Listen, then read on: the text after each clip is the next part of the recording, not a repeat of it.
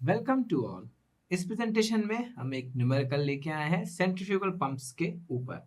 क्या कहा जा रहा है? एक सेंट्रीफ्यूगल पंप है जिसको डिस्चार्ज है कितना कितना डिस्चार्ज करना है 0.118 मीटर क्यूब पर सेकेंड किसी स्पीड पे 1450 आरपीएम पे, और कितना हेड तक उसको ले जाना है 25 मीटर तक हेड तक उसको राइज करना है। गिवन डेटा लिख लेते हैं अपन लोग। डिस्चार्ज क्यू कितना दिया है 0.118 मीटर क्यूब पर सेकेंड, स्पीड 1450 आरपीएम, और हेड कितना दिया है, हेड मतलब मैनोमेट्रिक हेड कितना दिया है यहाँ पे 25 metre. Impeller diameter means outlet D2 diameter 250 और इसको क्या लिखते हैं 0.25 मीटर, और विड्थ एट आउटलेट कितनी बोला है B2 50 दैट इज 0.05 मीटर। और मैनोमेट्रिक एफिशिएंसी दिया है अपने को कितनी 75%, और निकालने को क्या बोला है 2 फाइंड।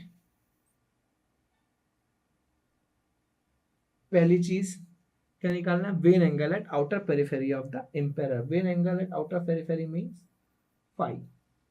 ठीक है, तो इसका वेलोसिटी डायग्राम आप लोग देख लेते हैं। बैकवर्ड कर्व्ड ब्लेड्स रहती हैं इसमें, तो ये कैसा बनेगा वेलोसिटी डायग्राम।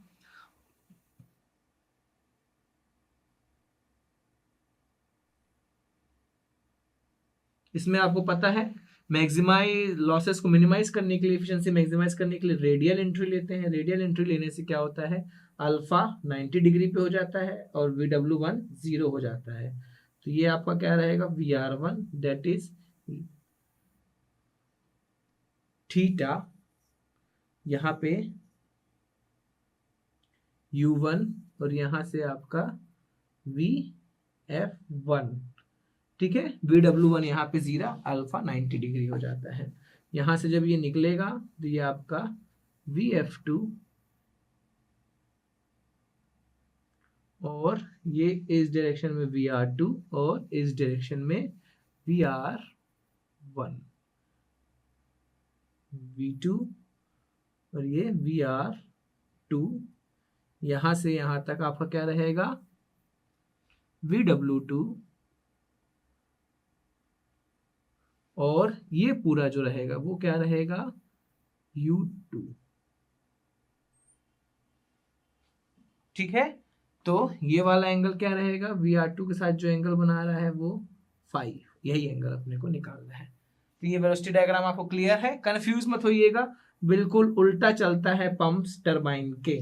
टरबाइन में आपको नीचे इस तरह को देखने मिलता रहा, ऊपर इस तरह को देखने को मिलता रहा, यहाँ नीचे इस तरह को देखने मिल रहा है। मतलब टरबाइन में क्या होता रहा, अपन लोग हेड इस्तेमाल करके टरबाइन घुमाते थे, पंप में घुमा के अपन लोग पानी को इतना ऊपर तक पहुंचाते हैं। बिल्कुल रिवर्स फंक्शन है।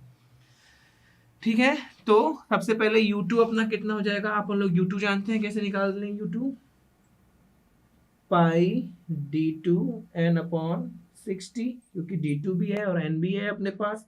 तो पाई D2 कितना है 0.25, n कितना है 1450 अपॉन 60।